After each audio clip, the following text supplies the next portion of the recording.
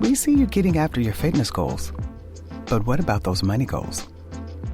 You can count on Credit Karma for a clear view of your finances and your progress, helping you see results so you can keep checking off those financial personal bests and find your way to money. Progress never felt so good. Intuit Credit Karma. Karma you can count on. Download the app today. This episode brought to you by the following patrons. Oh my God, she's back again. Leaf Girl, Min, Jason, Madeline, Alyssa, Vixen, Holly, Laura, Jeremy with the laser eyes, Allie, Logan, Libby, Kristen, Tia, and Jonathan. But because it's that special time of the month, we get to shout out our You Can Get It level sponsors. And they are Ghislaine, Callie, Heather, Kathy, Nikki, Knitting Menace, Spooky Lime Pie, Renee, Billy, Charles, Grace, Seth, Sean, Allie, Dr. Voorhees, MD, Amelia, Becca, Aaron, Radioactive Spider Gwen, Irene, Naomi, Bex, Laura, Cameron, Kaylee, Jackie, Alyssa, and Unintentionally Badass, aka Jennifer. And all the patrons want you to know you're loved, you're listened to, and you're a valuable member of this awesome Horror Virgin community. And if you want to hang out with us, do so in the Facebook group, where we'll be looking at Mondo lovingly across the hallway daily. I recorded this at Panic Fest. Why does the number 10 live in fear? Because 7, 8, 9. Because it lives in 9/11. Never forget. Never forget.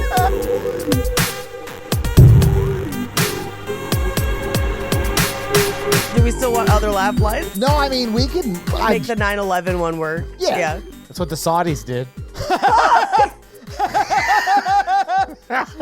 And there it is. Yeah, we're good to go, Paige. Thank you for tuning in to Horror Virgin Page. I'm Mikey. And I'm your Horror Virgin Todd, which means I don't like scary movies, but you guys make me watch them. And this week, the listeners voted and made us watch Slither.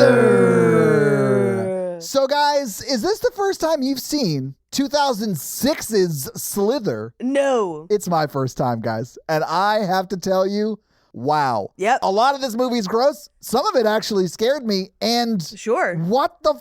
Did they get permission to just remake Night of the Creeps without Tom Atkins as who should have been the mayor?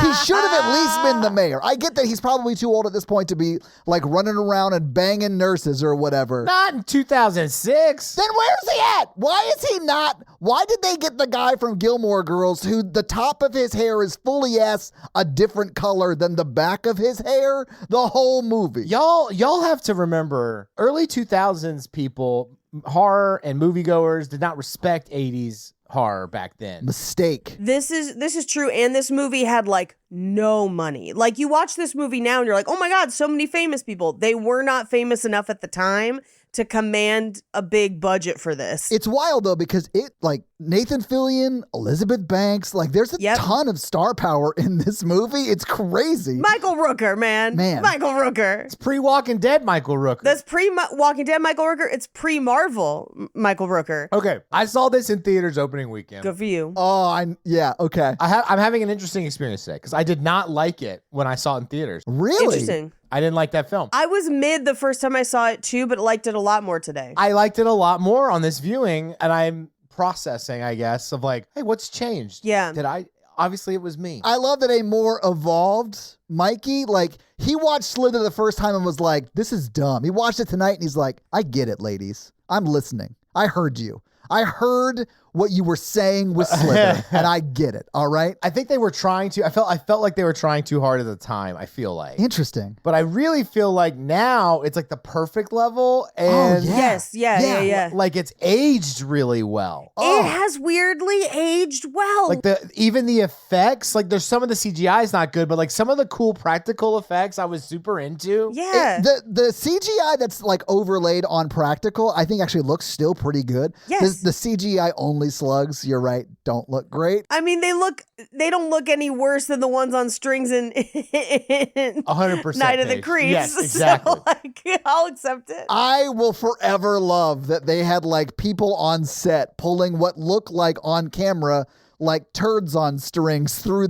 the shots of Night of the Creeps. Yeah, like just stuffed nylons. So funny. Yeah. But this movie felt like Obviously, it's different because it doesn't take place on a campus. Sure. It's not, I think, the best movie from the 80s. So, like, it's different. I get it. Right. I really loved this movie, guys. It was like super campy and silly, but everyone seems to be like taking it very seriously in the movie. 100%. And I really enjoyed it. But I was scared a good number of times, and I dry heaved twice in this movie because it was like That's understandable. gross. It's pretty gross. So like I'm gonna rank it pretty high on the like scary scale. I don't think I'll watch it again, even though I sort of enjoyed what it felt more like a dark comedy Yes. than Yeah. a like straight up horror movie. Yeah. I'm trying to think because I saw this. I didn't see it in theaters, but I saw it very soon after it came out, like maybe 2008 or something like that, like pretty soon. And at the time, I didn't love it either. But then in watching it today, I was like, I don't remember a huge chunk of this movie. Same. And I was having a much better time with it. Now, admittedly, I think I may have seen this before I saw The Thing, because it absolutely has a ton of homages to The Thing in it. Oh yeah, I mean McCready is like the mayor Yes. in this town, right? The mayor whose family's been in the town for a while because they own the general store, the R.J. McCready General Store. Amazing. I missed that. And I definitely saw this before I saw Night of the Creeps.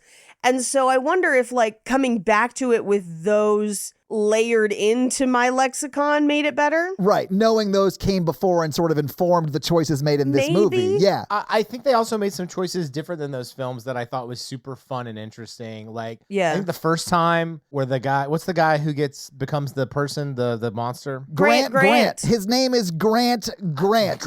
They should just call him Squared because his name is Grant Squared. Grant Square. Oh God, if you have a double name, go by Squared. Always just Squared. Yes. But I thought it was absolutely fun and different to have the alien adopt some of his personality of like the love for his wife and stuff. Like, I don't think I appreciated that. I had completely forgotten that part. I didn't appreciate it and I didn't think about it. I loved the hive mind of it all. I thought that was a really cool element to it. And then the Jabba the Hutt reveal at Oh, the yeah. end Oh, with God, the Cronenbergian faces and shit. That was my Backter moment for this movie. Like, it was so funny and like, honestly, it looks pretty good. So like, It looks really good. yeah, it's interesting and fun. Here's what I'll say about the hive mind of it all, because it's not just a hive mind. It's a hive mind that's taken on some of Grant's wants and needs. And that's unique because like the fact that they don't kill Elizabeth Banks, and I couldn't figure it out in the beginning. And then you realize it's because Grant is still in there somewhere. Yeah. Which is fascinating. Grant is the true hero of this film. In a way. I think that's the lesson some people learn. He's just a loving husband, wrong place, wrong time. I think that's a real oversimplification. Well, what got him into that wrong place at that wrong time? All I'm saying is, like, if your husband goes off into the woods with a rando Calrissian to, like, cheat on you, and a few days later comes back with, like, a virus, just, like, pack a bag and go. The process server can find him and serve him the divorce papers. Look, he skirted that line, but he's like, I mean, you know what? This is wrong. I need to go back to my wife. She's going to be worried about me. Yeah. And then that pesky alien, and then all he cared about was her the rest of the film. He's the hero. I mean, he's the hot take here. I don't think you can call him the hero. You definitely can't. She's the one who wanted to run off with the sheriff at one point. I don't know that that's the case. Before they met. Yeah, like, when she was 12 and he was 14. Yeah. That's like 34 in Southern years. Yeah, where does this take place? Because it sounds like it's South nowhere. Yeah. Like it's so Southern, it sounds fake. I mean, it's the name of the town is Wheelsy or Wheelie. Right. Wheelsy, which is funny. But there are Confederate flags, so I would assume it's South. It's got to be like Pulaski, Tennessee or some shit. Like it sounds very South. It's either rural deep South or mid South, or it's like rural Michigan. Ohio. Yeah, exactly. It's got some Midwest vibes up there, but the woods make me think it's more south. Yeah. I was trying to explain this to my friend the other day that like Ohio is a very southern place, even though it's like way more north. I was like, there's no place in Ohio that's less southern than Nashville. Yeah. You know what I'm saying? Like it's all very Southern up there. I don't know why. I mean, oddly enough, I was in Cincinnati not too long ago, and Cincinnati is not Southern. it didn't seem Southern at all. I actually really enjoyed it way more than I thought. That's what I mean. Like, Nashville's not Southern at all. Like, it's a Southern city, but like, it's very progressive. It's very liberal. It's like Southern, it's like theme park Southern. Yes. Like, we are exploiting the stereotypes of our people to make money in like a tourist way. Yeah, every state sends their hicks here on holiday, and that's like a major industry for us. Bachelorette party capital of the world, people. Yep. Now, granted, I have not been to Nashville recently, so my impression of it may be out of date. But when I was last in Nashville, that place Southern as fuck, man. Like, Yeah, but it's all fake. yeah, but Cincinnati wasn't even fake. It No, was just Cincinnati's like, we not have fake. cool murals and shit. We have cool murals and the best gnocchi you've ever had. But no one in downtown Nashville who lives in Nashville. It's all tourists. And it's like, Yeah. who wants to go on the tractor and get drunk? We'll charge you $100 a head. It's like, and they all wear cowboy hats and stuff. And like, ugh. I just got back from Austin. And first of all, Austin, I mean, now granted, not the suburbs or whatever, because I stayed out in the suburbs, which thank God, because it was nice and peaceful and fun. But like, when I had to be downtown at the comedy club and shit, dude, Austin's fucking filthy. That's one of the grossest cities I've seen in a long ass time. I was like, really? dude. I was just there and I walked all downtown Page, and let me tell you, you could not be more right. Yeah. Like, it was pretty gross. Although, like, Nashville's not super clean either, so like, it is what it is. You know, Austin's like, they say it's our sister city. So like, I feel like we're better. I like walking around because I like live close to downtown. So Sure. I'll like walk to Bicentennial Park. I love Bicentennial Park. And then I'll walk downtown to the pedestrian bridge and stuff. Yeah, it's beautiful. And it's not that bad to walk. So No, it's not. I used to live right downtown too. It's not that bad to walk. yeah, that's where I was walking when I sent that video of that cabin that Todd had fooled around in. There you go. I think is a nightmare. Oh, you mean the historic Love Shack, Mikey? Yeah. Fort Nashboro. Yes. Yeah. Fort Smashboro, am I right? Fort Smashboro. I love that joke. Come on. She didn't. Oh I would rather walk through the bad part of Los Angeles no way. than have to walk through Austin again. I was like, I'd rather walk through just regular Austin than a bad part of LA, because I've seen some bad parts of LA, but what are we even talking? We gotta get back into the movie. anyway, I don't know that I would call Michael Rooker the hero. I think that's a bit of a stretch. Hero in an acting sense, because this is like the first time we put him in a fuck ton of creepy makeup and he just like steals every scene he's in. Yes. Man, he is emoting at the end. Like, he really is like coming through all that makeup and shit. I love Michael Rooker. I will watch him in anything. You mean Star-Lord's stepdad? That man can do no wrong. Hey, I might not be your father, but I am your daddy, and that is what's up. I'm the space father who stepped up. I use that line on women all the time.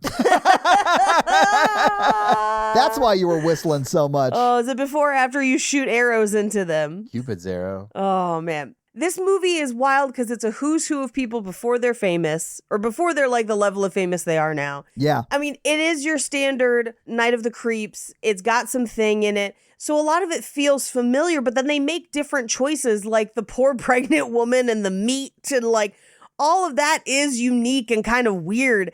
But yeah, I really liked it a lot more on this viewing than I did my first one. I think in part because I was also more ready for what it would be. Yeah. Yeah, I think that I've seen all of those movies that led, I guess, to this, like The Thing, Night of the Creeps, and I love both of those movies. So this felt like not a natural like progression of those movies, but like it was definitely like trying to be in the same genre as those movies. Like, so Right. maybe not directly paying homage to The Thing specifically or Night of the Creeps specifically, but trying to like do that same sort of thing. And I think they do it really well. Like, it's a good version of it, especially from the 2006 low budget-ish era. Right. Like, this is the era of like bad CG. I mean, look at like The Thing, like movie that they made around this time. The CGI in that movie doesn't look great. Well, no, that one's 5 years later. I know. That's what I'm saying. Yeah. The CGI in that movie doesn't even look that great. So like, I think this movie made some right choices. And I do think when it's all CGI, it doesn't look great. But there is a lot of practical in this too that comes off. Even though it looks like he might be like boxing a deer in the sheriff's office. Oh, love that scene. I know, me too. No But notes. it's so dark. They sort of get away with it. I need to apologize to the listeners for once. Ooh, slow it down, Mikey. Hang on. I got to admit that I was wrong because I talked shit on the Facebook group because I was like, these aren't Mikey movies that I would have picked. Oh, Mikey, can I actually just quote what you said when you saw the list? So let me just bring it up here and let me see. I mean, we don't have to get specifics on this. He said, and I quote, "This is the reason I quit the podcast." That's what he said when he saw the final four. Okay. And so I responded just as unironically as possible. Is it the reason? I mean, like, definitely two of them are not Mikey movies. Yeah, no, I agree. But I think this is probably the closest to since the Backter that we've had in modern. Man. This has become a Mikey movie in modern time. I'm not sure I've seen a movie that has a Backter type reveal. I love that has become like parlance in our language. Since Malignant. I know. That's what I mean. Like, so yes. There was 2006 had a Backter reveal, and then there was one like 13, 14 years later with Malignant. Mm-hmm. We need more Backter reveals in movies. Like, just the bonkers reveal of it all. When she walked into that room and it looked like she was about to either bang Jabba the Hutt or end up in the Sarlacc pit, like, I lost my mind. I mean, here's what I'll say. I think the end of The Substance is its own Backter. Oh, yeah. You know what? That's fair. Yes. I refuse to let a Mikey movie win an Academy Award, so I've taken it out of consideration. No! It's gotten too much critical praise to be a Mikey movie. They took it serious. Demi got fucking robbed, man. No, I'm just going to say a Mikey movie is where they take it seriously and like it just doesn't get there. Right. They took it seriously and like got all the critical praise and were successful and the awards. Unfortunately, I can't call it a Mikey movie. I just have to call it a successful movie. Right. So Yeah, that's fair. That's fair. there you go. I see where you're coming from. I kind of love that stipulation on Mikey movies. Like, Yeah. if critics like it, you have enough praise. You don't need my praise. Yeah. That's what the money is for. So, like, I'm going to save my praise for, like, other creators who aren't as successful. I love that. They're not waiting for me to put that on the Blu-ray. You know what I'm saying? Right. You know, like. Although, also, Paige, I love that we need to, like, certify Mikey movies. Like, hey, if you want to have Mikey certify your Mikey movie, send us the movie and we'll have Mikey watch it and we can give you a stamp and we can certify it a Mikey certified movie. That's actually my question, kind of, is like, I feel like we all have a sense of like what Mikey movies could be, should be, and would be. What Mikey movie do you wish had made the 4 or made this month and didn't, and we ran out of time? Because I have one that I could think of, but go ahead. I don't know enough to know, honestly, because I am sort of out of that genre. I really wanted to do House 2 with Paige. House 2 with Paige would have been special. Yeah. I mean, that's fine, but like we've done it once, so like what's a different one? Maybe The Pit. I never got to do The Pit. You never got to do The Pit. That is true. Is that the one with Tom Hanks? No, that's The Money Pit. I know. Very different movie. My pick was Psycho Gorman. Oh, yeah, you did mention that when we were talking about this. Yeah. Very Power Rangers-y. Okay, Yeah. it's a good pick. Yep, very powerful. But they do take it completely seriously, even though they're having fun. But that's what I like about this movie, because they are taking it serious. Like, I don't know that anybody's really being silly for the audience's sake. No, Like, no, Nathan not at all. Fillion is very like, well, that went to shit. Like, he's like very like folksy funny. Well, that's super fucked up. I think. Yeah. is my favorite. I mean, I loved his. It seemed more serious. I guess when I watched it in theaters, I was like, this is too silly and stupid. And maybe I was a pretentious movie snob at the time. I don't know. Mikey, I can't ever imagine you as a pretentious movie snob, and that probably sounded like I didn't mean it. I actually mean it. But you got to know, like in college, Mikey was like, let's go back. Let's watch Seven Samurai. Let's watch all of the class. Like, I want to get my film knowledge up and like. Mikey, I went through that phase too. Yeah. I get it. Yeah. I found more interesting and fun ways to meet women, so I didn't need to do that anymore. And I'm not saying that's why everybody did it, but that's why I was doing it, and that's why I no longer give a shit. Well, mine was I just put, you got to weaponize your insomnia to like really do a hobby. That's me. That's what I do. And like, it's, watching movies was what I did, Yeah, absolutely. I'll say this about Nathan Fillion's line delivery choices. The pause when he arrives and she's taking out the trash and he's like, hey, is Grant here? And she's like, no. And he's all like, hey, this person's missing, and they saw Grant go into her place, and she's like, well, it must have been someone who looked like Grant. And when she says that, he goes, yeah, could be. It's like the longest pause. There was so much pregnancy in that pause. It was just so funny to me. I laugh so hard because that's how I am on like critical incident scenes. I know, Mikey, I'm sure, yeah. And they're like reeling him out to the hospital, like maybe he's got a chance, and I'm like, Maybe so. Yeah. We'll see. It's in God and Yeah. the surgeon's hands now. Yeah. There's the second ambulance with the second half of them. Oh no. They can do a lot of stuff now though. Let's just see what happens. Yeah. Yeah. But you're right. It's hilarious. I mean, like, Yeah, it is. but you got to think all the first responders have to give news like that of like, do you think he's cheating? And then it's like, they found him in the room of the bed. Like, I don't know.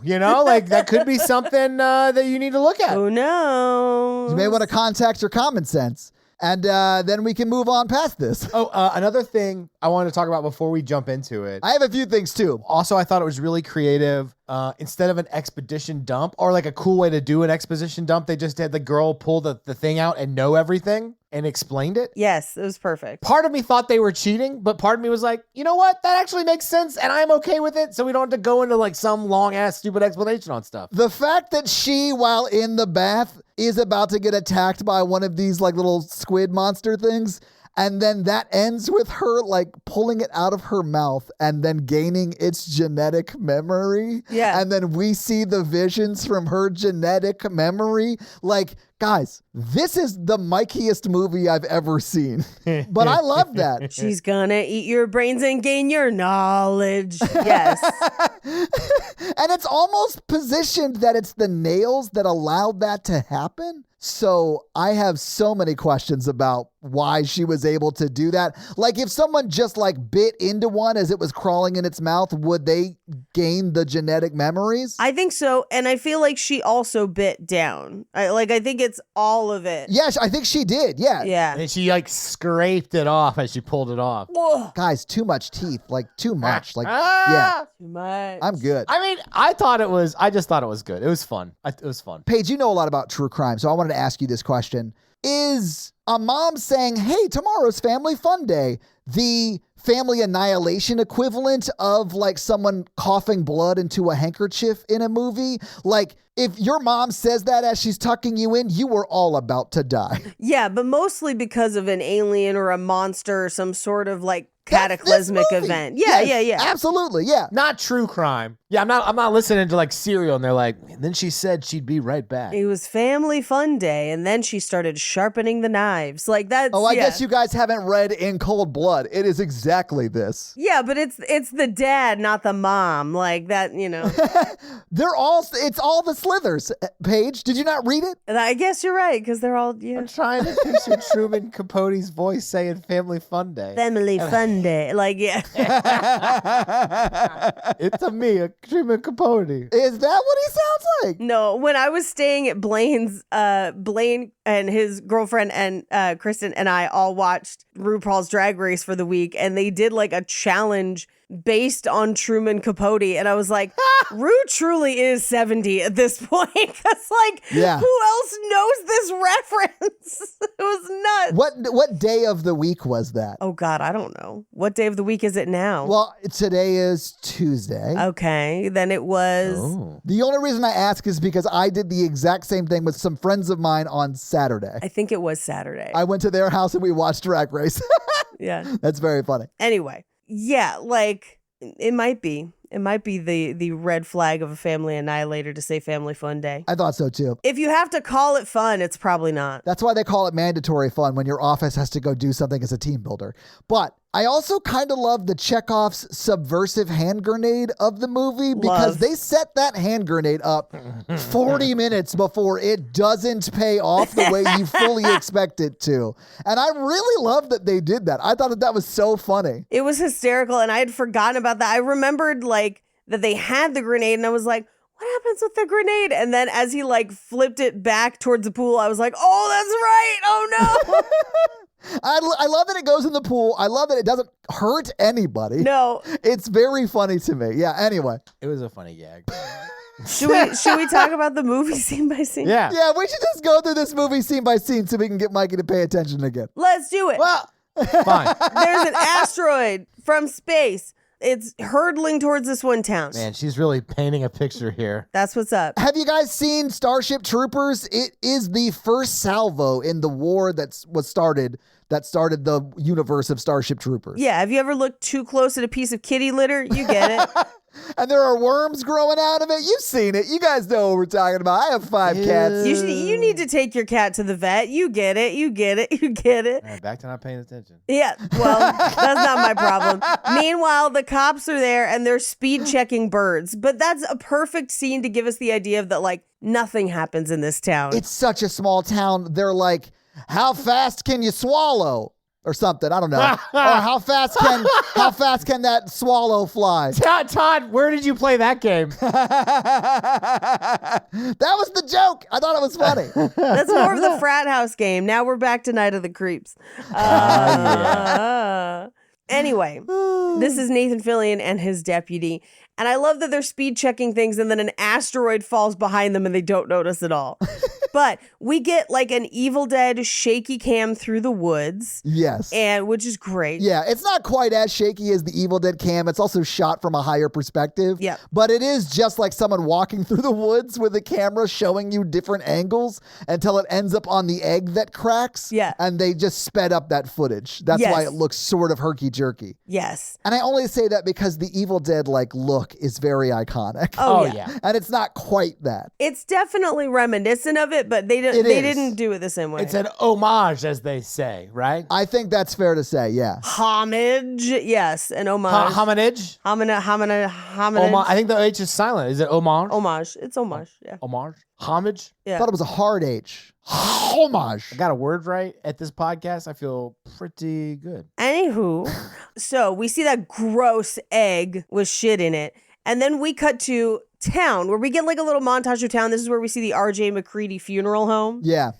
Which is pretty fun. And we find out that it's almost about to be the beginning of deer season, a.k.a. deer cheer. Yes. That's like the literal New Year's Eve style countdown they do for deer season in this town. Because this town is just super jazzed to murder deer. I mean, if that's all you got going. There's a lot of deer. Yeah. A lot of deer. They're not endangered. They're not. No, I grew up eating venison, man. Like, as long as you're like shooting deer to like eat it or use the stuff, like whatever. Well, and correct me if I'm wrong. They can be an invasive species, yes? Yes, they can be, yes, because they overeat, I don't know, something. But what if we genetically engineered endangered animals for them to hunt? I mean, this is just your dream, Mikey. They would no longer be endangered, right? Exactly. Well, Yeah. exactly. The most endangered game. Ooh. This business card writes itself. I'm head of marketing. Mikey, you're CEO. You're the big picture guy. If you think about it, that's where Jurassic Park should have went. It should have went, let's bring back other extinct species to bring back in like a hunting style game, and then they start going wild and breaking out of the park. I love that Hammond, the evil idiot who did that Jurassic Park, was like, should we bring back like saber-toothed tigers? And he was like, no, further. I need you to go further. Dig deeper into the amber. And what if he had like a park that was just like dodos over here and then woolly mammoths and then like, let's hunt saber-toothed tigers. Come on down to dodos. Yeah. They're delicious. Like, we can just make them in a factory. What if they are, though? They could be. And then the start of the movie is like, it is safer. They're not dangerous animals. They killed them all because they would walk up to humans. That's a true story. I know, but were they delicious? Because like cats walk up to humans and there's plenty of them around. That's right. You make a good point. Here's a Tasmanian tiger. And then like most of it is, but then like stuff starts getting loose. Like, you know, Jeff Goldblum throw him in there or whatever. And he's like, oh, this Like a fly? but it'd be different. I have a wild pitch. Okay. Instead of genetically engineering them, robots like Boopo the owl in Clash of the Titans. Okay. And it's Westworld with animals. Westworld hand animals. I know, but all dangerous animals. I'm down with that too. Paige, what you just pitched to me is the most ethical zoo. Thank you. You're welcome. I'm a genius. Let me rule things. Except I'm getting hunted, apparently, because they're not in a cage, but... You guys, the most ethical zoo would be full of people. Commentary, guys. The most ethical zoo is a Walmart. Like, that's basically what you just said. It is true. You can watch them in their own environment while you're there also. So technically, you're also in the environment. Did you ever want to feel stress and anxiety and you've never felt it before? Just go into a Walmart and you'll feel existential dread. All I'm hearing is like a David Attenborough describing someone just doing random shit at a Walmart in my head now. Don't hate it. You see this local MILF. Local MILFs are at Target. I refuse to talk to you any further. I feel like if you're going to do it, you got to do it like Kunk on Earth and just be like, what are Fritos? And why are they the key ingredient in all of our best cuisine? Like, that is how you have to... Like, What are Fritos? And what do they do with the feet when they're done detowing them? are they really free? Yeah. Is there any such thing as a free toe? Anyway, back to this movie. We meet the mayor, who's an asshole, but is going to survive most of the movie in a pretty fun way. And then we meet Elizabeth Banks, the local science teacher who's teaching about survival of the fittest. And She's definitely got chemistry. Bow, bow, bow. Guys, it's Jack Donaghy's second wife. But, like, I love her in this movie. And this is way before then, I think. This is, like, the youngest I've ever seen her on film. This is way before, it's way before the, like, I'm Avery Jessup and you've had enough food today. Like, Is this, she was in teen movies before this, right? Like teen sex comedies? Probably. I don't recall any, but I can find out for you right now. Because she's a great actress from, like, that time. So I would assume so. I love that she's gone on to, like, be a writer-director person, too. Like, she does act still. Yes. But she's quite the creator, and I love that about her. 40-year-old virgin, but she was an adult at that point. She's in Zack and Miri Make a Porno, which I will someday make us do on Romancing the Pod because I unironically love it. She was in Role Models right after this. I love her in Role Models. But this is before that, right? This is Role before Models was that. like 2008, right? She was in Spider-Man 2 right before this. Really? Okay. Oh. Okay. And she was in Seabiscuit. There's a sex comedy called Overnight Delivery that I don't know holds up, but I really liked it. Was she in it? At the time, I don't know if she was in. She's also in Wet Hot American Summer. Yeah, she's one of That's those ladies. Yeah. Oh my God. What? Okay. Overnight Delivery is a teen sex comedy from 1998. So I saw it in high school as a freshman, or maybe even middle school. It stars Paul Rudd What? and Reese Witherspoon and What? Christine Taylor. Okay. I was going to say, I was like, it's not on this list that I'm looking at right now of Elizabeth Banks stuff. That's wild. Basically, this dude on the East Coast breaks up with this girl, makes a video of his breakup and mails it to her and changes his mind and tries to catch the tape across country before she can open it. Oh, that's a really funny concept. It was good. It was a really good film. I don't know if it holds up, but it was at the time. Mikey, if you want to guest on Romancing the Pod, we could do it and we could see if it holds up. Oh, that's a good idea. Mikey, I'm so excited for next week on Romancing the Pod. I'm making Paige watch the Guy Pearce, Lady from Lost Vehicle, Lockout. The one in space? Yeah. That's a good pick. Thank you. I'm so excited. Is it a romance? Mikey, how dare you ask if Lockout's a romance? At the end of the movie, Guy Pearce and the president's daughter are making out. Okay, that's what I thought. It's got the same plot as Resident Evil, It's more or less like Die Hard, but space. where they send a special forces guy to rescue the president's daughter. It's Resident Evil 4. Oh, okay. We haven't done that one, but yeah, I believe you. No, not the movie, the game. The game, Oh. yeah. Once he said Resident Evil 4, I was like, oh, right, with the vampire lady. Like, yeah. No, that's 7. Okay, we're getting off track. We don't have time, guys. We got to move on. Mikey can't explain all the lore to us. And that's it for us tonight. Wow. Anyway, as she leaves school, we do get a fun cameo from James Gunn, the writer and director of this movie. Oh, is he the dork that she's talking to? Yeah. I mean, Yeah. the man disrespecting a married woman and his husband gets upset. Her husband gets upset. He is very politely talking to her, but her husband gets upset. He's talking about how he can't move to Cambodia because something or other. And I'm like, what are you saying? He's just coming up with excuses to talk to her, definitely. I know what that is. That's sandals hitting on. That's something that guys who wear sandals say to hit on people. Please explain more. Give me 3 more sentences on that theory. Hippies hit on girls in a different way, and it always uses, 30% of the time, it involves Cambodia. I got to see the data. On that stat. We got to dig into it. You got Cambodia, vapes.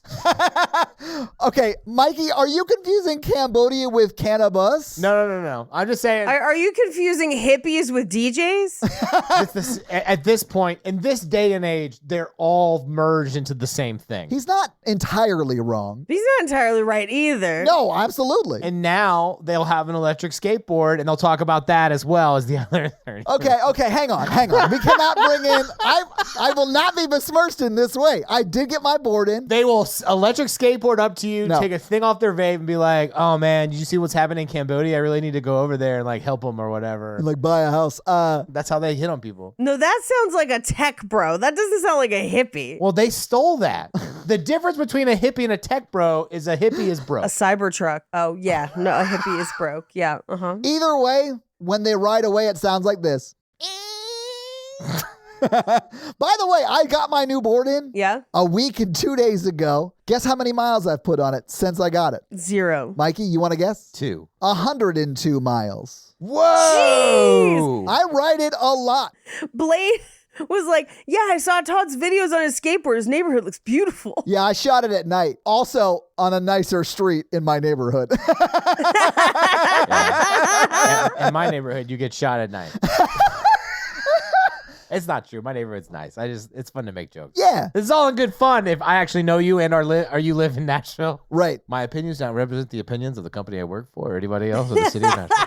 Anyway, the true hero comes and rescues her from this conversation. He does, well, yeah, Michael Rooker comes up and is like, In a very gross, possessive way, but yeah. Yeah. Because Michael, not Rappaport, comes up and he's like, Michael Rooker. Michael Rooker, Star-Lord's stepdad. No one knows who Michael Rappaport is anymore. No, we do, but and here's the thing. I like Michael Rappaport for his own shit, but Michael Rooker deserves to have respect on his name. Yeah, that guy comes and steals his wife from James Gunn in a very like possessive and creepy way. Yeah. He didn't want her to cam body her. That's what he heard. I mean, maybe that is what he heard. Cambodia? He's like, what is he trying to Cambodia?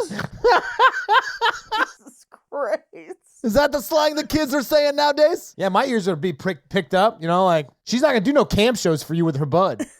Anyway, he drags her home. But as that's happening, Nathan Fillion, who is also there because he's the sheriff, is kind of watching with his deputy. And his deputy is like, you've had a crush on her for forever. And like, she's married to that guy and she's a gold digger. Because the movie basically kind of lays out that she got married fairly young Yeah. to a man slightly older than her in town. Yeah. Nothing wrong with that. And in part because her parents were kind of either abusive or absent, and she was trying to kind of get away from that. Mikey, I'm starting to see why you think he's the hero. Well, and here's what I will say. The movie itself, even though their marriage is not perfect and there's some weirdness, does try to, like, as he's still like in love with her later, be like, maybe he did love her the entire time. That doesn't mean it's super healthy or non-toxic, but like, it seems like he did care about her. So there's that at least. Yeah, I do think he did love his wife. I don't know that it was a healthy way that he displayed it. He Yes. was very possessive. Yeah. He didn't really treat her all that great. Yes. But he really does love her. Like, there's a reason they don't kill her. You know what I'm saying? Like, Yeah. Right. You can't fake when an alien takes over your body and becomes a hive mind. That kind of love. You're right. That kind of love endures. it's real, Paige. So real. It's just like 1 Corinthians. That's what it says there. Yeah. Patient, kind. Love is a hive mind. Love is patient. Love is kind. Love is Dave and Sally and Russell and this chick and the old lady down the street. All of those people are love. Hang on. So hang on 1 second. Hive mind invades, right? Going back to hippie territory now. Hippie territory. Hive mind invades. And Jake is now in 15 hot dudes, Paige. Awesome. Sounds great. It's not even cheating, right? Because you're just having sex with your husband in his multiple ways. This sounds like a great loophole. Anybody know about a hive mind? I have a great cosmic horror bodice ripper idea for you to write, Paige. Yeah, bro. I'm about to write that shit right now, Tom. Invasion of the Body Snappers. Let's go. Like, if you transfer your consciousness into another body, is it cheating? Like when Whoopi Goldberg becomes Patrick Swayze. Mikey, I don't think you can be like, babe, it wasn't me. I transferred my conscious out of my body when it cheated on you. I don't know why it did that. I slept with you. I don't think it would. I don't. I'm too hot. I'm too caught up on him calling her Whippy instead of Whoopi. I missed him saying that completely, Whippy. That's hilarious. Yeah, because she got that P word whipped. Oh God, no. I didn't think. I mean, yeah, like he's dead, right? So It's definitely not cheating. He's dead. yeah. I think it's if it's their consciousness, you're sleeping with their, like the other person won't remember. Like in Wonder Woman 1984 when. Oh, no, please. I did not see that movie, but I heard some dark shit about that one. I would love to not go on the record for the horrible sexual assault that takes place throughout that entire movie. I feel like that's a very different, different thing. I feel like that guy's girlfriend, when Chris Pine, possesses his body and sleeps with Wonder Woman a bunch, and then he eventually becomes a person again, his girlfriend could be mad at him, but he'd be like, I did not have my consciousness. I feel like his girlfriend should be mad at Wonder Woman, maybe. 100%. Right, exactly. But I also I want to know, like, if that girlfriend was like, but like, can you tell me everything about it? Because I want to know what it was like. Like, I bet she'd be like, I get it. That was his hall pass anyway. Does she tie you up with a lasso? I was going to tell you, it's basic. Wonder Woman 1984 is basically an episode of The Boys.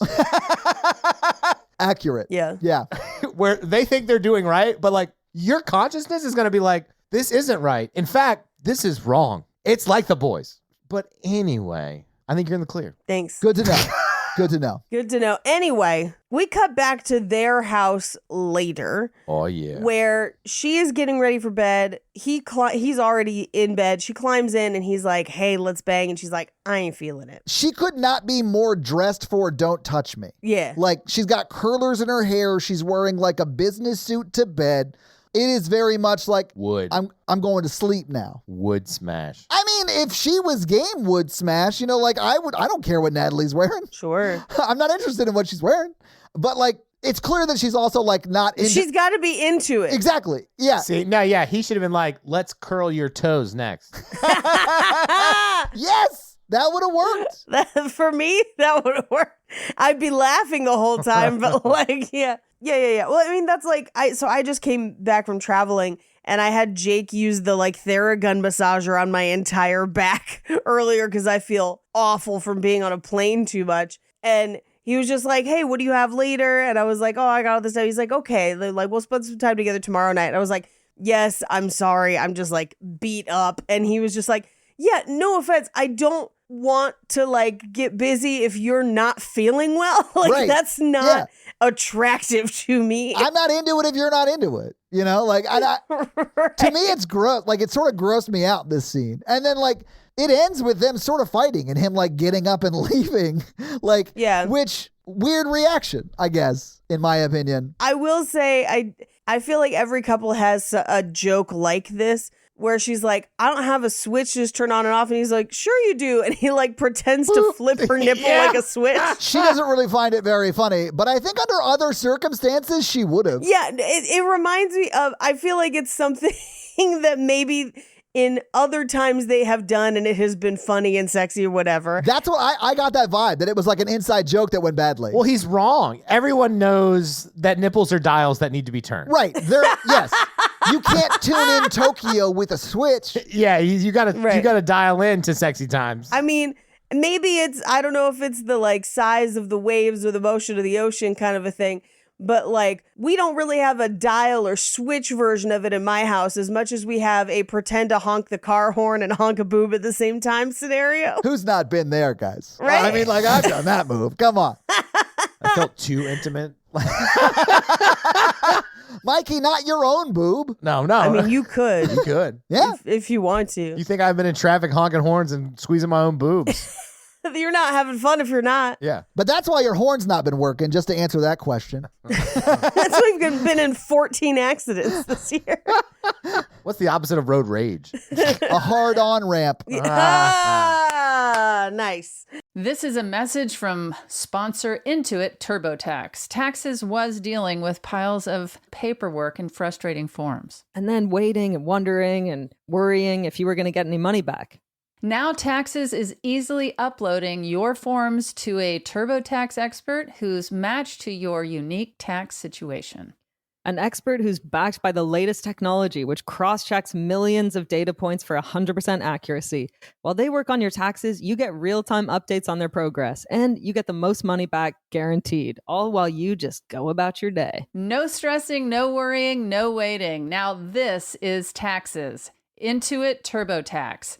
Get an expert now on TurboTax.com. Only available with TurboTax Live full service. Real-time updates only in iOS mobile app. See guarantee details at turbotax.com/guarantees. Hey listeners, just like Slither creeps up on you with surprises, make your kitchen pop with Graza olive oil. With 3 choices, sizzle, frizzle, and drizzle, these extra virgin single origin oils from Spain cover all your cooking needs. Frizzle especially shines at high heats, perfect for grilling just like the tentacles of humor that grab you in this episode. Go to graza.co and use code EVO to get 10% off your first order of the trio set and elevate every meal to a horror fan-worthy delight. Anyway, he goes out to the local bar that has the most depressing karaoke I've ever seen, the crying game. It cuts from this guy throwing a hissy fit because his wife won't have sex with him. And you're thinking, like, man, this guy's having a bad night. And then it cuts to someone who's clearly having a worse night. Like, A worse that night? person whose story we don't get is going through something tonight. There's an argument to be made that this may be the best karaoke ever. I think it's a very funny cut transition. Like, it made me laugh. Have you all ever had like a hole-in-the-wall spot that has karaoke's one night a week that you go have beers at? Yeah. Yes. There was a space in Nashville back in the day. Was it called Neighbors? No. No, you've talked about this before, and Todd, you used to go, and Mikey used to go, but at different times. The Jonathan's in Bellevue. Jonathan's. Yeah, I used to go to that one too. It's a chain now, but like Yeah. before it just had like one location. Yeah. But they would, on Thursdays, this guy would come with his own German CD and sing German Yes. songs. And it was sad German songs. Oh God, I miss it. Yeah. Old Nashville. Old Nashville. But, you know, like, he was so old that you were like, man, I wonder what he was doing in the 40s. Yeah. I just don't understand what the Germans had to be sad about.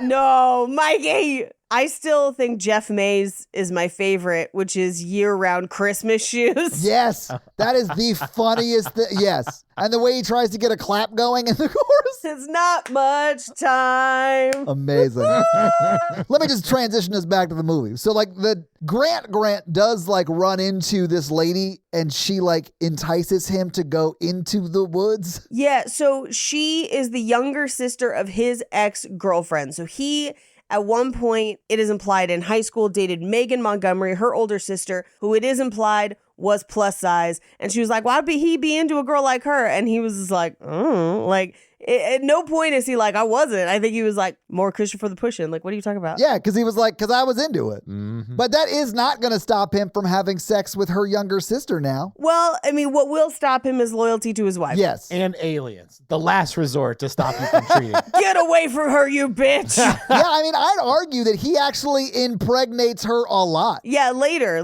though. Yeah, later. And it's to avoid doing it to Elizabeth Banks. We'll talk about it in a bit. It's Right. real troubling, but Some would say she's a surrogate. ooh. Anyway, they go out into the woods, and the second it starts to actually kind of get romantic, he's like, nope, I love Starla, I'm sorry. Yeah, they kiss her once and he like immediately backs away. Right. I mean, has to sort of fight her off of him a little bit, but he's not like super aggressive with it. But Yeah. he eventually does separate and go, you know? Right. And he goes right to the egg that is clearly alien. Right. Yeah. And follows it, and then something jumps out. If you're going into the woods to cheat on your wife, don't follow the snail trail. Yeah, you want to avoid all snail trails if you're trying to avoid cheating. You're welcome, Mikey. I heard you sniffle. That's a dirty joke. You're welcome. You're welcome. But I mean, he gets really close to an alien. Like, if I found something that looked like that outside, I'd be like, I would run the fuck away. I'd be 20 yards away, zooming in Yeah. with my phone, with the calling somebody. Or I'd be like, oh, that's a weird creature. I don't want to fuck with that. Yeah, 911 on speakerphone, and I'd be 20x on my phone zoom. Like, man, this camera's great. Yeah. Well, especially when it opens its little mouth and like, Yes! Ugh. They lean in. Is it a mouth? Is it a cloaca? What is it? The world will never know. No, but it shoots a thing into his chest. I do love that we get like the x-ray of him being RFK'd where it like goes into his brain. JFK. No, RFK, RFK, bro. JFK got shot. RFK got a worm in his brain. Oh, I thought it was a magic bullet reference. I'm so sorry. No. RFK, worm in the brain. It's a current times brainworm reference. I'm with you all. Yeah. Except he gave it to himself by eating roadkill, right? Yeah, basically, like he popped up and was just like, polio ain't that bad, like that kind of shit. It's like vaccine efficacy is like needs to be studied. We're not talking about it. This is why I'm here. We're distracting people from the current times. That's what it is. Everyone should get measles. No. The last episode, the tagline that Todd put is, what if we turn on the death machine that gives us boners? And I was like, I wish every episode was like this. Paige, you probably don't remember this, but that's a direct quote you said in the episode. It's because I listened back to it. I was like, oh, that was me. Yeah. I typically take like the funniest quote from the episode, that like the one that I found the funniest. And listening back to it, that one really stuck out to me. What if we turn on the death machine that gives us boner? Because 10 is between 9 and 11. And 11, yeah. Never forget. Put that on the episode tag. No. Anyway, he wanders off and wanders home and is just like, meat. I was really worried when he got home and saw his wife, he was going to say the same thing. And then she was going to be like, is this because of last night or some shit? After I get done hiking, I'm like, I need like a steak or like a big chicken, barbecue, like meat. He eats a lot of meat though. Like it's too much meat. Like it's a lot of meat. It's Texas Day Brazil level. He never turned the card back over. This is the danger of that. This is what happens. Jake brought home, there's this place like right by the house that does like a Mexican market that does like a giant outdoor grill of chicken. And so Jake brought it home for us to share for lunch. And then we literally just shredded it off the bones like animals. It was delicious. Oh, God, it sounds so good. It's incredible. I need to be running Texas Day Brazil's social media accounts because I would put this quote of like, I'll take 10 ribeyes. Okay, 20 ribeyes. And I'd be like, oh, yeah. The way he keeps upping it, it was very funny. Yeah. Come to Texas Day Brazil. We've got your meats. Yeah. Arby's. More like here bees the meats. Who eats at Arby's? I'm still confused about who's eating at Arby's. I have some friends who enjoy Arby's. Anyway. And Captain D's. She wakes up in the morning and his truck is there, but he's not in bed. She goes downstairs and camera goes further downstairs to the basement where he's making a weird nest with a bunch of meat from the fridge. He is like with his back building a nest. It's called an apartment. Page. It's a man's apartment. Yeah, he's just like... He's like making his little alien house. Like that's his alien hive mind like taking over for a second. It's like that alien is a hamster that eats steaks instead of pellets. And he's just like, I'm in my little house. Yeah, just... Yeah, 100%. Cozy. Yeah. It's nesting, Paige. Kind of like my cat does in our blankets, just like... Anyway, she plays their song and he comes upstairs and she's like, hey... I'm sorry about last night. I wasn't in the mood, but this morning I am. So like, what's good? Yeah. Some people are morning people. She doesn't really seem like she's super into it though. Like I got the vibe that like they're really trying to paint her as someone who is like just trying to make the marriage work. Sure. You know? Sure. And maybe they're going through a rough patch kind of a thing, you know? She does initiate here though. Yes. And I think she wants to. She does. Yeah. Yeah. But the whole like what's going to happen because he clearly has been wormed or whatever, slithered. Yes, yeah. This was a tense moment though, because you're like, is he going to spit it into her mouth or whatever? Right. I don't know what they're into. You got to ask for that. Definitely ask before you do it the first time at least. Right. Yeah, absolutely. You don't want to surprise someone with spit in their mouth. Right. Yeah. That's something where you have to establish a lot of trust or be Henry Cavill. Yeah, you save that for like safe sexual spaces or like kids' chicken pox parties. No! RFK, get out of here! We ain't doing that. I ain't going back. That was the brain worm. I just stuck out. I'll leave. I'm sorry. I'll leave. I kind of want there to be a recurring character that is just the brain worm that was formerly an RFK Jr. I mean, that did happen on SNL. That was did it? just Okay. like, yeah. Okay. It was the brain worm. Bowen Wang. Yeah, it was Bo and Yang. Oh my God, that's I really need to start watching more SNL, honestly. Dude, it's pretty good this season. I like it. Anyway, so they start having sex and she then gets into it, but she does see the scar, like where the worm went in last night, and is like, what is that? And he's like, oh, it's a bug bite. And she's like, oh, okay. So they keep having sex. We cut to her getting to work later, drinking a tab, 2006 in it. I immediately was like, did she just get Slither babied? Like, did she get Slither pregnant? Oh, maybe. I worried about that. But then I remembered, I was like, If he shot a slug inside her and then they had to deal with that mess, I'd have lost my mind, Paige. I worried about her and Nathan at the end, and like, I guess everything's okay. Yeah. Well, because the one girl says you need to have both of the worm dicks in you for it to work. I have one question. Great, Sure. let's go for it. Where do each of the worm dicks go, Paige? I mean, I think it depends on what your contract is with the production company that's making the porno, but like, The porn version of this is almost shot for shot the same, I guess is my point. Here's what I think after the finale. I think one dick is sucking and one dick is implanting eggs. So one dick is sucking out stuff to make space for the eggs, and one is implanting the eggs. Man, you're giving a lot of higher thought to this. Like I mean, maybe. And that's why it sucked the gas in. Yeah, okay. yeah, that could be because it does suck the gas in. That makes a lot of sense. I was thinking it was like a one tube is white, one tube is yolk situation. Oh, yeah, that could be true, too. I know that makes literally no sense at all. No. Like, one's the fluid that the eggs need to survive, and one is Right. the actual eggs. Yeah. And one's the actual egg. Yeah. Uh-huh. They call it egg or egg food, I think. Yeah. It's these are technical terms, yeah. Look, one is the substance and then the other is the like activator, right? Right, yeah. Yeah. Anyway, she's telling her coworker, she's like, we had a good morning and it's been a while. So like, and it seems like she's like, yeah, all right. And she said, it felt like he was discovering parts of my body for the first time, which means that the overall implication for this movie is that an alien went into her husband and was like, we could kill her. And then they banged and he's like, we could never kill her. I know. We could never. This alien fell in love so hard with this dude's wife. Oh, immediately. Yeah. Immediately. That's how you know. You know they did like everything because those like slithers at the end of this movie will go in any hole you're offering them. You know what I'm saying? Oh, yeah. Yeah. They are. They're omnihorrors. Omnihorrors. Yeah, that's what it is. That's the one, guys. We found it. They're omnihorivorous. Yeah, There you go. That's exactly. There you go. I was trying to get there. I know. You just can't speak sometimes. You did it. You finished it off. Omnihorivorous. You're my Whoopi Goldberg. They call us a whippy. Whippy. I think that'd be a better name. I'll take it. We cut to the meat counter where he's getting 8 steaks, 10 steaks, 14 steaks. It's a party. Surprise for the wife. When we cut to him getting home later, he's clearly been to multiple stores and has a truck full of meat. He's got a shitload of meat, guys. Yeah. We cut to, she comes home and he's sitting in the shadows and there's a lock on the basement door. That's where the meat is. But she's asking him, like, why is there a lock on the door? Why did you drill in the thing? And he's like, don't you think you're asking too many questions near your birthday? And she's like, No. my birthday's not for 2 months. I did love her reaction to that because she was like, no, like, no, that's Yeah. not a thing I ever worry about, even if it's close to my birthday, really. Right?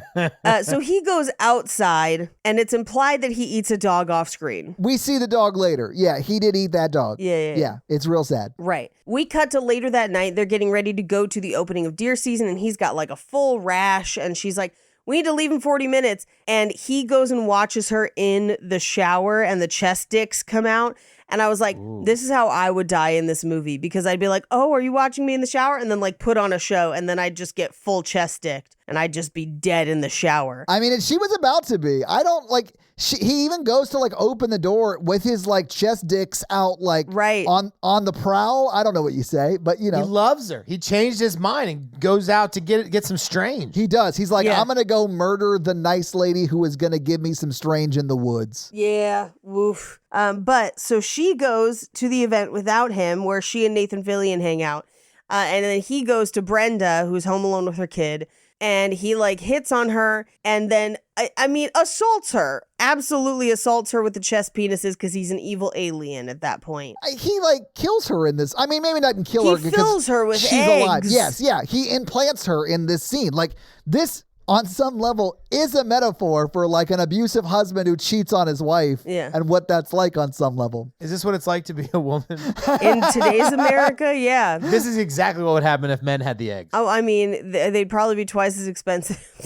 Anyway, back at deer season, Mayor McCready opens deer season, and unfortunately, Grant never shows up, so Elizabeth Banks is hanging out with Nathan Fillion the whole night. Meanwhile, he's pushing that lady full of eggs. Horrible. She's like convulsing in this on the sofa, and he's just like sitting next to her, like hanging out.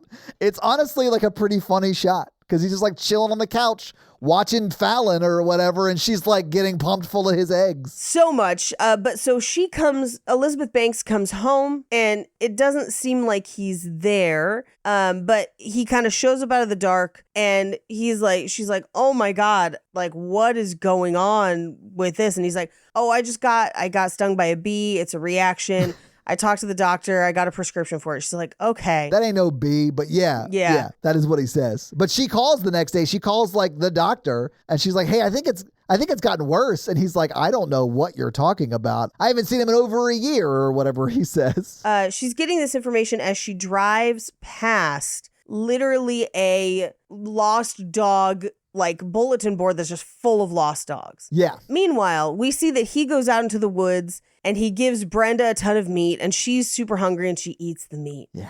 But as Elizabeth Banks gets home, the cops basically catch her right as she goes out to take the trash out. And they're like, hey, this one lady disappeared and the last person she was seen with was your husband. And this is where she's like, well, maybe it just looked like him. And they're like, yeah, maybe. But like when he gets home, can you give us a call? And thankfully, Elizabeth Banks is a smart ass lady because she goes inside, looks at the business card and is like, I'm getting the bat.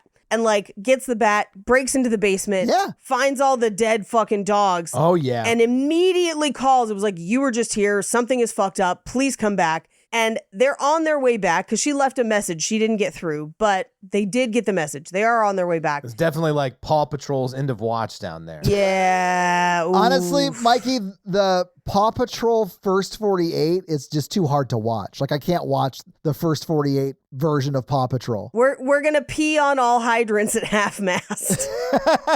It's a K4.5, guys. Oh no. Yikes. I'm sure they'll sniff out the killer.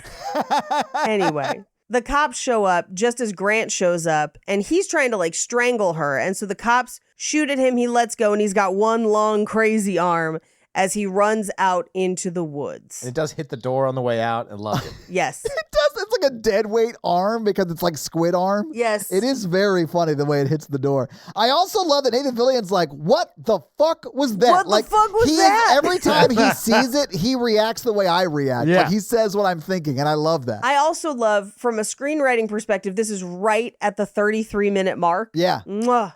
Chef's kiss. Yeah. Perfect job. And then we immediately cut to 3 days later where they've been like tracking him through the woods, and they're like, he looks like a squid. So they're like, we could use this as a reference photo. It's like a squid Beanie Baby. And then they have a map of where he's been. There's just squid stickers on it. I laughed so hard when I saw the squid stickers. To me, it's like when Quentin drew a little kid inside the jaws on the chalkboard. Yes. I loved that in this movie too, like the actual squids So funny. on the thing. Yeah. But this is where the mayor comes and he's like, don't tell them that it's a giant squid. Like, people are going to commit mass hysteria. And this is where we meet Shelby for the first time, who is their dispatcher. And he's like, Shelby, you going to commit mass hysteria? And she goes, not today. And it's Pam from The Office. I thought it was awesome that like she's the receptionist of the sheriff office. Then I just started assigning characters to like, this deputy is Kevin. The mayor is definitely Michael Scott. Nathan Fillion is Jim. You know what I'm saying? Well, it's Jenna Fisher is the actress's name, and she was married to James Gunn at the time. No shit. Okay. I forgot they were married. I forgot about that. Yeah, so that's how she ends up in this movie, because this is pre her getting really popular on The Office. Like, The Office was kind of already on or about to be on. It started in 2005, and so she had been on it, but she probably filmed these around the same time, and I'm not sure if The Office was even out yet. Yeah, she shot this first, I believe. Okay, yeah, that could be. Yeah, but anyway, they decide, they're like, it's probably just Lyme disease. Yeah. And I'm like, that's the wildest Lyme disease I've ever seen. But they decide to go track him at a barn outside of town because he's hit these 3 farms, and they're like, if he hits in succession, it's probably this next one. Yeah. So they go out there. They grab all of their weapons, like giant guns, and they leave the grenade behind. They do, but this is where they establish Chekhov's grenade, right? And you're like, oh, that's definitely coming back later, and it does. Right. And I love that they're literally going to stake out a cattle farm. The fact that they're staking out a cattle farm. Oh, stake, like, S-T-E-A-K. It made me laugh so much. I was like, this is the only time I've ever seen a stake out at a cattle farm, and it's great. Filet low, guys. I know, right? Let's turn on the death machine that gives us T-bone. Oh, I'm hungry. Me too. Anyway, Elizabeth Banks, Starla, rolls up and she's like, hey, can I go with you so we can, like, if you want to bring him back alive to make sure we can find that girl, I think you're going to need me. So please let me come along with you. And he's like, that's a bad idea, but okay. I do. That's not quite how it goes. And I love how it goes because it's so funny to me. Because he's like, there are like regulations. I can't take a civilian with me on a stakeout operation. Right. That is against the law. And then he turns to his deputy, and his deputy goes, she makes a good point. Yeah. And I was like, if I was your boss and you did not back me up, I would be like, you're fucking fired immediately. What are we doing? Right. Like, right. But he doesn't fire her. He's like, you know what? You're probably right. Get in. Probably right. Regulations go out the window with aliens. That's all I'll say. You can move on. That's fair. That's fair. Mikey, the trigger control on the sheriffs of this town is insane. The second I saw a squid arm, I would have started blasting immediately. A cop or an armed civilian does not shoot another civilian until an hour and 22 minutes into this hour and 36-minute movie. And it made me mad on some level. I was like, just shoot everybody. Why would you not be shooting people? Yeah. While he has an extra part of his arm, he is not an armed man. He's a squid-armed man. You can't shoot somebody in the back. I don't know about aliens. I don't know. I think you can shoot aliens in the back. But like only ones from outer space. Wow. Oh, okay. Thank you for clarifying because that could have got real dark. Yeah. You're welcome. You're welcome. Anyway, they're all staking out the cows.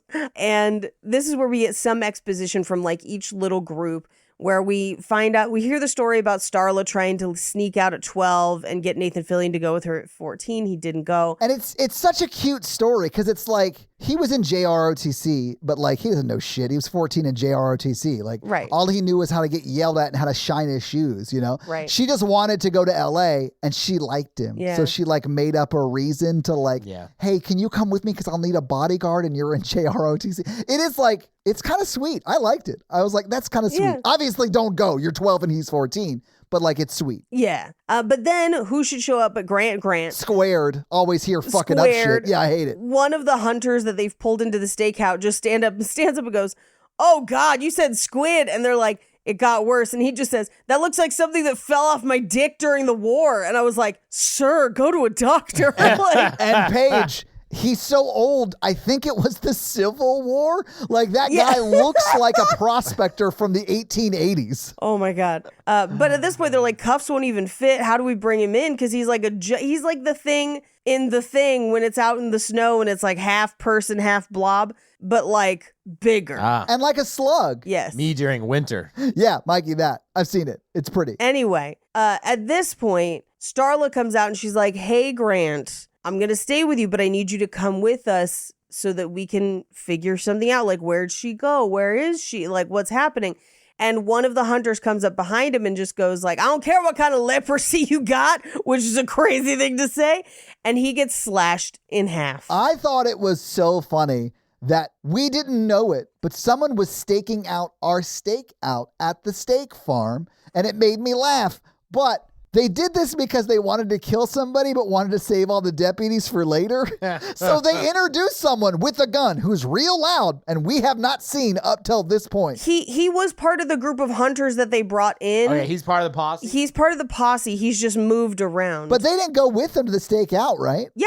Oh, he did? Okay. I thought he just like showed up at random. I was like, who is this idiot? There's like 4 hunters that go with them. Okay. And he's one of them. Yeah. Okay. I thought it was all deputies. That makes sense then. But still, like, why? No, you can't. No. You're definitely going to die. Like, if you are, as a brand newly introduced characters speaking lines to the main villain of the movie, you're about to die. Right. And so now that Grant is upset, his hackles are raised, he slithers off, quickly into the forest and they all chase after him. Yeah. Whereupon they find the barn where Brenda is like basically the size of the barn inside, so hella pregnant with so many worms. Yeah. And she's like, I'm so hungry. Something's wrong with me. And she's like, they're ripping me apart from the inside. And they realize that Grant led them there on purpose to be food for the babies because she splits open. Yeah. And it's worm central. They didn't chase Grant there. Grant led them there. Led them there, yeah. Which I thought was a great reveal because you see him outside like, idiots. Yeah. And then she explodes and literal, like a tidal wave of like wormy dudes. Oh, everywhere. Like flood the floor and like kill 4 of the deputies immediately. It was icky. Yeah. Well, it crawls into their. It doesn't kill them. It crawls into their mouths or whatever. So, well, I mean, ultimately they die because you don't really come back from that. Wait, do they though? Because they come back as zombies. Right, but at the end when Grant dies, does that free them? No, they're all dead. Oh, so the whole town is fucking dead? Oh my God. The whole town is fucking dead. It's like no one comes back at the end? No shit. Okay. But our heroes, Nathan Fillion, Starla, his other deputy, they all close their mouths, and so the worms just go over them. And the mayor happens to do the same, so he's still around. I love that he's like, what kind of animal wants you to eat it? He just like does not understand what's happening at all. And that to me is so funny. Meanwhile, back in the farmhouse, the teenage daughter's taking a bath. The mom is tucking little girls in, but the windows are open and the worms have started to descend on the house. Yeah. So we get a very Nightmare on Elm Street swimmy bathtub scene with the worm. And she ends up killing it with a curling iron, but not before it goes into her mouth. And then she rips it out, throws it on the floor, and burns it with the curling iron. And as we all know, if you ever have done that with like a regular worm, you gain their genetic memories. And that's what she's doing in this scene. This scene is like a 3-minute scene. It's crazy. Wait. So how many women out there have my memories?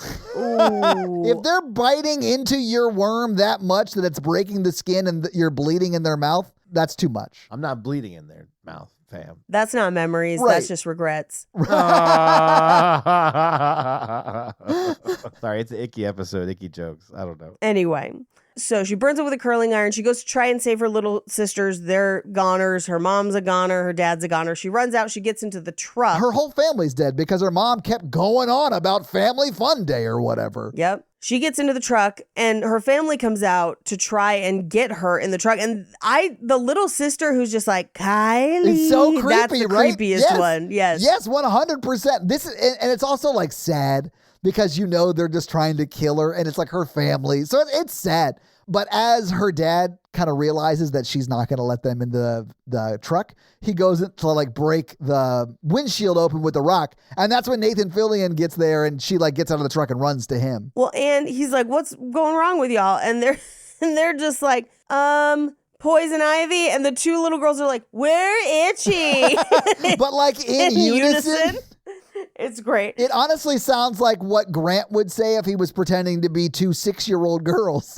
Absolutely, which is what's happening. It's great, yeah. Also, back at the barn, because Nathan Fillion kind of left everybody back at the barn. Yeah. And this is kind of almost like an Aliens moment. You know, that first section of Aliens where like you have a whole team of Space Marines and then 8 of them are dead. Yes. Like, it's like that. But now in these scenes, they start coming back. Yeah, so this is like very Mike Myers to me, the way he sat up Yes. like very abruptly. That felt very much like an homage to that, right? To like Austin Powers? Michael Myers. Yes. Sorry. Groovy, baby. Yeah. Mikey Myers. My bad. Oh, behave.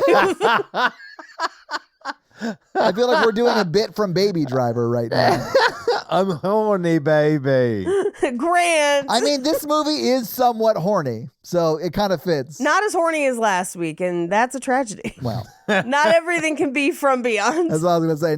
Not every movie has a machine you could turn on to give boners. Not yet. Unfortunately. Death machine that gives us boners. Anyway, but this is where we reveal that everyone has the hive mind of Grant because the deputy sits up and is like, Yeah. hey, Sugar Plum, marriage is a sacred bond. I didn't mean to do any of that. It's just my nature. I was afraid you wouldn't love me. This is the love bombing section of the trauma cycle they're pointing out here, by the way. Yep. In the movie. I actually really do think that's part of it. Oh, yeah. So they take off running because everybody's up. People are spitting acid now. The other deputy's dead. So it's the mayor and Starla running. But as everyone chases them, they're just like, Starla! I know. Take me back, Starla! So interesting. It's almost like you're going to see one in the background holding a boombox over its head. Like, in your eyes, my spit is green. Your eyes, I eat the meat for your eyes. Yes. but in this movie, it's that, what song is it? They use it twice. It's their song. They use it twice. I didn't yeah. recognize it. I forget the name of the song. Was it the country song? I don't think it's country technically. I can't remember the name of it. But it would have been very funny if that's the way they got into that song at the end, is you see like a zombie holding up a boombox of it. I would love that. I'm going to look up the song because it's going to bother people. They're going to be yelling at us right now. So I'll look it up. Do it. Yeah, because it was not one I recognized, but go ahead. Y'all shouldn't yell at us. In your Your slither eyes. tiny worms in your mouth. It's your every woman in the world to me. That's what it is. Oh, it's Air that's the Supply, song. baby. That's what it is. Air Supply. Okay. Yeah. Which will soon be bad because of the dismantling of the EPA. Oh, I'm sorry. We're not supposed to make Mikey, jokes what? like that. I'm sorry. No, stop it. This movie knew about RFK Jr. and warned us ahead of time and we didn't fucking listen. Just like all those movies on RTP that tried to warn us about Diddy. Well, guys, I'm a time traveler, so I'll tell you. In the future, everything gets better. Oh, great. Good to know. But we're all dead by then. I can't tell you how. No, it's gonna happen soon. It's gonna happen soon. Everything gets a lot better. Everybody's a lot happier, safer. What's the catch? Do we have to eat our neighbors? No. Mikey, why is there a red hat behind you with an M on it? No, don't make that joke. Somebody suggested that I get one of those for roast battle that says great, GRATE, like cheese. Make America great again. I was like, no, because idiots are going to misread it. 100%. Yeah, they are. Yeah. I can't tell you how everything gets better because that would ruin the timeline, but it's going to get better. Everybody, don't give up hope. What we're hearing now is Mikey gaslight us. Oh, Jesus. I'm not even sleeping with most of them. Most. Paige. Most. Anyway, they all make it to the farm, and all four of our survivors, Nathan Fillion, the teenage girl, the mayor, and Starla, all make it to the cruiser. And they drive back towards town. They do call Pam from The Office. the dispatcher. I was trying to avoid calling her Pam, but yes, Pam from The Office. And she looks into the camera and like winks. But she's like, no, I haven't seen any worms. Everything's fine. I'll call the CDC. But as soon as she hangs up, a worm falls from the ceiling. Yeah, there's definitely worm sign in the ceiling when the blood falls on. Yeah. Like the paper she's looking at, and then they fall through the ceiling, and I'm assuming like 3 just swish right into her mouth. Oh, yeah. Because she's like wide open waiting for him. Yep. Now, I do love that in the car. Did they just... Oh, yeah, it's like that meme where someone slow motion throws like 80 hot dogs at that lady's Yeah, face. I know. That's Yeah. what it looked like. I love that. I send that meme to people all the time. So do I. It's one of my favorites. But like I didn't bring it up in the bathtub scene because honestly, she was naked and it felt a little bit indecent. But when the sperm is like trying to impregnate her and then it's like she's wrestling it before she like bites it or whatever. It's a worm. It's a worm. We don't have to call it a sperm. Your words, not mine. It's a worm that could impregnate her. No. Right. This is... Oh, that's true because he needs the chest dicks. It's not an egg. This is a full-grown alien. Yeah, it just needs a... Chest dicks. Yeah. Either way, whatever. My point is that it sneaks up behind her while actively crawling up her back. And that to me was hilarious. She's like looking over either shoulder. And like, if it stuck to you, you would feel where it is. Yeah. And she looks shocked. Yeah, but when something's in the middle of your back, you look both ways. You go back and forth. And then you shake like a dog. Yeah. Like a dog trying to get dry. Like if a spider's on my back, you're like, ah! Yeah, we get it, Mikey. You work out and your arms are so big you can't reach your back. I get it. I can't reach my back. I got T-Rex arms. No one can reach the middle of their back, can they? I guess I can. I fasten bras just fine. But that's like behind you, and then you can pull them up or whatever. I don't know. I don't like the put back on part. Yeah, I don't know how to put on a bra. yeah. I didn't. It's like I learned to take off the plane page. I don't learn to land the plane. Yeah. Oh, God. Anyway, while they're in the car, the mayor describes all of these people being driven by worms like they're skin cars. And I was like, skin car, which is a long-running, terrifying podcast joke from Cult Podcast. I wrote that down, too, because as a Cult Podcast listener, I knew about that. And it was very funny that he like straight up names skin car in the movie. Skin car. Yeah, just name checks it. But as they're coming back into town, they call Shelby back and are like, hey, did you get the CDC? And she's like, I've got a surprise for you, killer. And then a car just T-bones them into a sign that says Jesus saves. I want to point out that they were at that farmhouse for maybe 20 minutes after the lady popped and all the worms came out. And then they drive into town. Those worms on foot or Slither or whatever it is travel very fast if they got all the way to town and turned town into Slither town already. Slitherton. Like, that was very fast acting. Slitherton. Slitherton, sorry. Yes, excuse me. Yes. Dear reader, it is objectively terrifying when worms come where they are not invited. One should wait for an invitation before making one's presence known to the greater ton. I think Paige is right. Birds could have made it. I mean, birds could have made it, but I also think that, like, that first group of worms, some went to the farmhouse, some continued on to town. Yeah. There was a lot of worms in that lady. Yeah. There were. Yes. So your theory is, not to go back to where this movie started, but your theory is the birds, they were like seeing how fast they can fly. What they were doing is explaining how these slugs got to town before them. They're like, the birds picked it up and flew it here. No, not the eagles. It's not Lord of the Rings, okay? It's I don't know. It sounds to me like you're saying this is Lord of the Rings and those are the hobbits.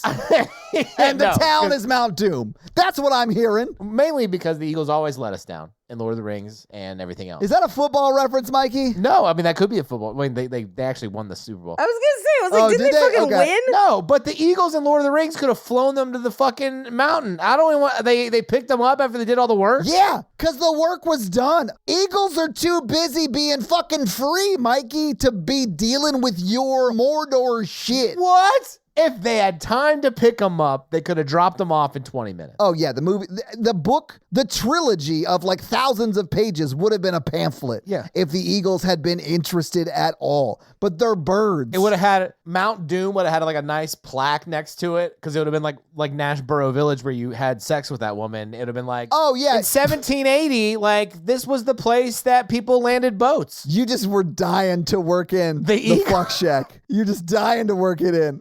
Yeah, and like in the Third Age, the Eagles came and dropped Frodo into the mountain and like killed Sauron. It took 20 minutes, and it's really important that it happened. You'll learn about it in school. Yeah. Here's a plaque. Here's what I'm going to bring up. If we're dealing with eagles, then I have no doubts that the worms that could have gotten there like pretty fast because as Marshawn Lynch once said, you run through a motherfucker's face. So like that's got to be fast. That's how fish get into ponds where there's no, like they're not connected. Like the birds will eat fish and fish eggs and like poop them into like ponds. And then because people are like, how did fish get into these bodies of water that are not connected to any other bodies of water? And it's because they will drop eggs into them. I would just like to describe Paige's face for you right now because it is like a toddler who just heard about Santa Claus. Not that Santa Claus may or may not be a real figure in people's lives, but heard about the concept of Santa Claus for the first time.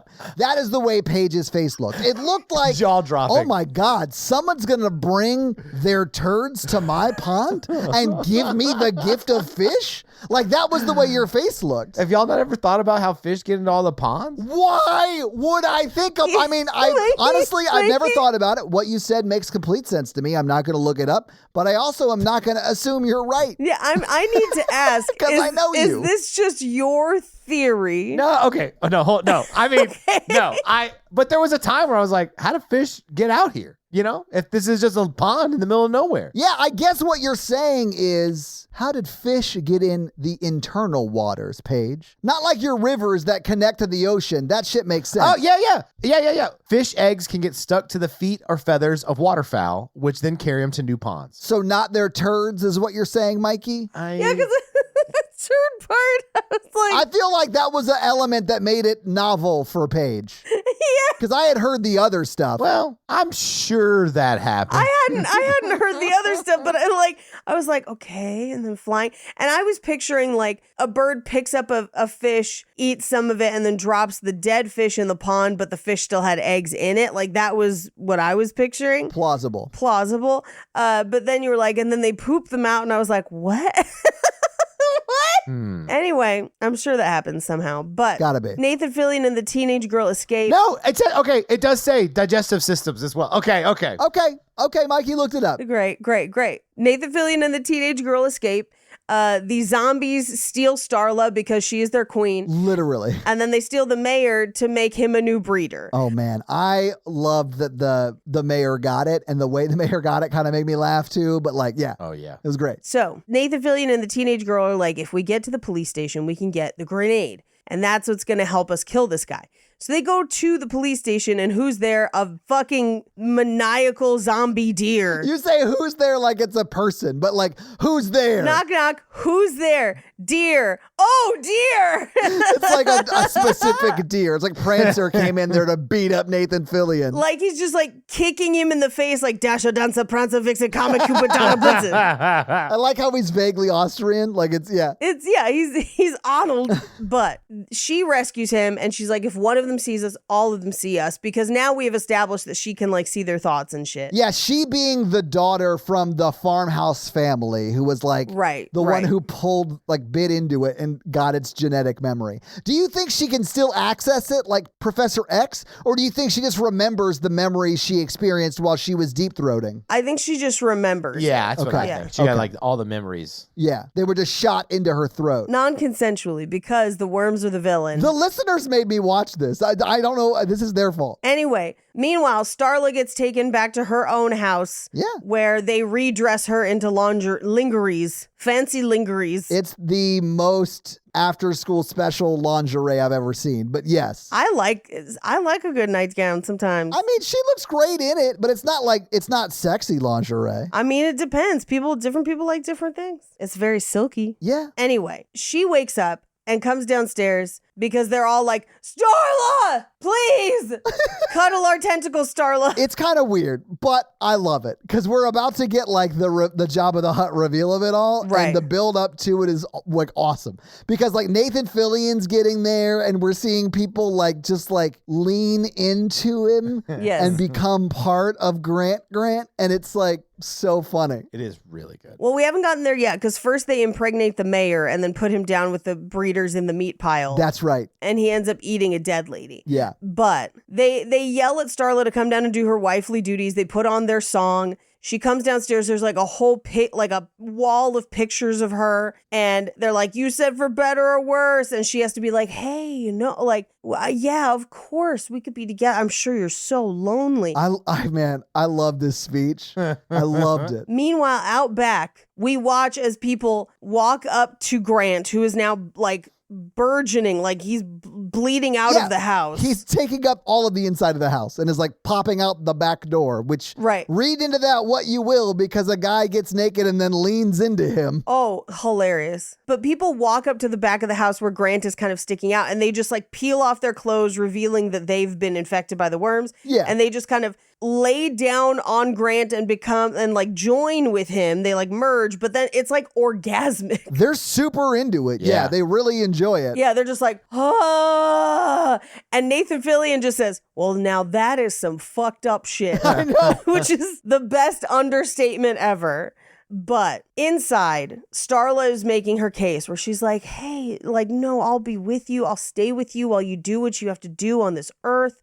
You like being called Grant. I can do that. Like, I know you're lonely. And just as he gets her close enough, she stabs him with the end of a hairbrush that she'd been hiding in her lingeries. Man, Yeah. so good. So good. But this is where Nathan Fillion approaches with the grenade, tries to throw it. It slips out of his hand. He can't find it. He does find it. He gets knocked out the window. It gets knocked out of his hand into the pool. It goes off in the pool. And at this point, when you're as a viewer, you're like, the fuck? What are they going to do now? Yeah. I know, like what that they set that up so long ago. That had to pay off. Yeah, but at this time, like during this part, I was like, that grenade's not going to do it. Like, this guy's pretty huge. Well, yeah, and it doesn't. And I kind of I love that, like, the grenade just ends up as a sort of splash above the pool a little bit. Right. And then they have to figure it out. And they do. But it's very funny. It's a fun subversion. It is. But just as he's like, oh my God, what do I do? Grant sends his chest dicks out and pokes one into Nathan Fillion, but he holds off the other one. He grabs a propane tank. He sticks it in the propane tank so it like sucks up the propane. And then he yells for Starla to shoot him. She does. He explodes in a fiery explosion. Everything dies, but that means that he's able to like pull out the other thing. And the teenage girl's like, don't worry, you needed both of them to get pregnant. So they limp away from this disaster of a house.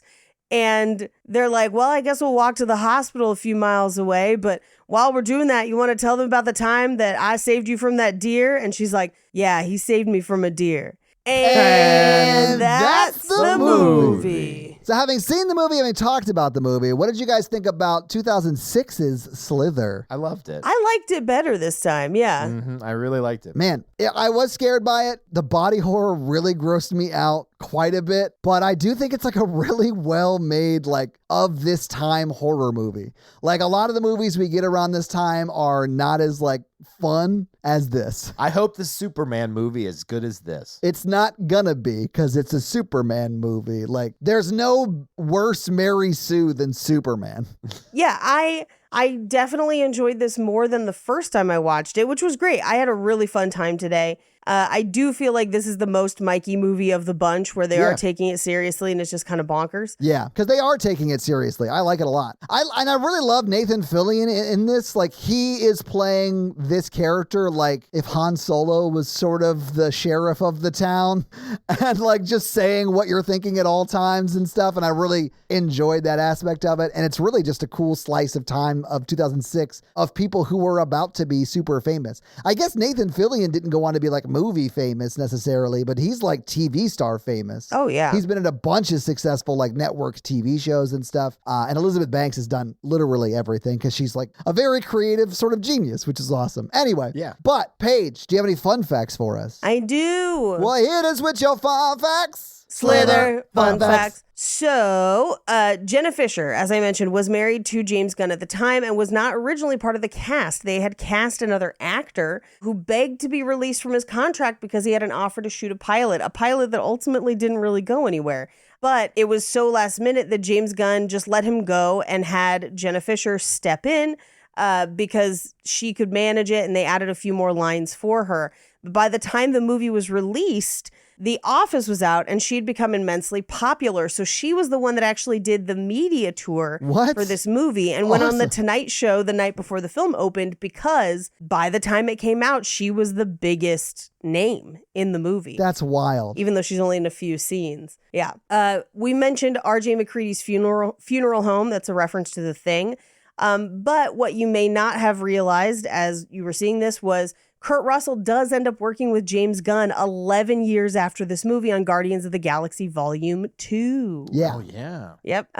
Michael Rooker dislocated his shoulder while filming the scene where he attacks Starla and grows a floppy arm. Oh, Jesus. And it was a long shooting day with multiple setups, so he didn't tell anyone until the shot was in the can. Oh, wow. The professional. Oof. I mean, he does seem like, when you see someone like him who's literally been working like their entire lives, I just assume they're immensely talented and professional. But like, that doesn't surprise me to hear, but like, damn, that sucks. Yeah, I bet that hurt a lot. Brenda is watching The Toxic Avenger with her baby when Grant comes to the house. That's kind of fun. The bathtub scene is specifically a nod to Nightmare on Elm Street. We kind of called that out already. Yeah. James Gunn and Nathan Fillion in interviews have both said that they think the most horrifying scene in the movie was Grant having sex with his wife. That they find that to be the darkest scene in the movie, which honestly... Well, because it's like the slug. Not only is he bad, he also is an alien. Yeah. Yeah. But they actually, like that and the scene the night before, apparently one of the producers fought to have them cut the nipple scene. Oh, with yeah. the like, Yep. In the script, although this doesn't really happen in the movie, Brenda is said to be the niece of Randy Flagg. Randall Flagg is the bad guy in several Stephen King novels, including The Stand. Wow, okay. Interesting. James Gunn one time told Nathan Fillion on set, "We're making a funny movie, but we're not making a comedy." And from that point on, Nathan Fillion said he better understood the tonal balance for the movie. I think that's a great note for a horror comedy of we're making a funny movie, but it's not a comedy. I like that. That kind of more explains what I like in a Mikey movie. Yes. Yeah, because everyone's taking it serious. Yes, Yes. it is funny, but the actors are not like laughing along with you, you know? Right. Starla teaches at Earl Bassett Community School, which is a reference to the character played by Fred Ward in Tremors. Okay. The original title of the film was Wiggle, but producers thought that Slither sounded more threatening. They're not wrong, but I do like a world where this is called Wiggle. Yep. Or if the town's called Wiggle or like something like that. I don't think I like that. Yeah, maybe. I don't know. I don't know, but the scene where Grant slithers across the field once he's like dragging that cow or whatever, that was created practically with multiple puppeteers. Okay. Manipulating a giant puppet, and then they were digitally erased, but the puppet itself is what appears on the screen. I mean, and that sort of attention to detail with the practical effects, I think pays off because it does look pretty good. I agree. Michael Rooker has said that he accidentally broke his glasses off camera while doing kung fu kicks by himself. What? I have no additional information. I love that. That sounds like the most Uncle from Napoleon Dynamite energy of like any fun fact I've ever heard. Throw a football over the mountains. That's exactly what he said right before dislocating his toe, kung fu kicking off camera. Yeah. Oh my God, that's so funny.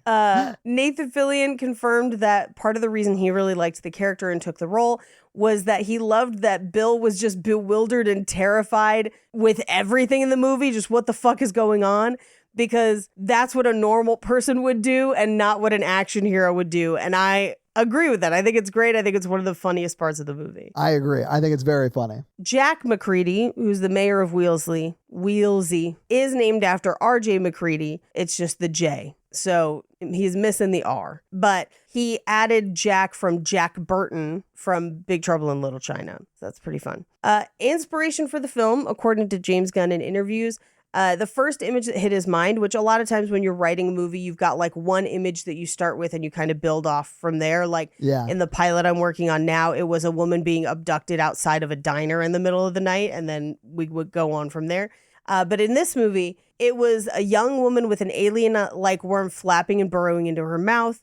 The story and title came later as he decided to bring back the films he loved from the 80s, specifically The Fly, The Thing, Basket Case, Return of the Living Dead, and Night of the Creeps. Yeah. And those are your fun facts. Well, thank you for those fun facts page. Let's talk a little bit about box office. So what do you think the production budget was for this movie? And I'll be honest with you, it's more than you think. 20 mil? Yeah, I'm going to say like 22 mil. Okay, so I think I may have thrown you off a little bit by 10? Saying it's more than you think, because it's not quite that much. It is $15.25 million. This looks great for $15 million It with does. the amount of practical effects, for sure. Hardcore agree.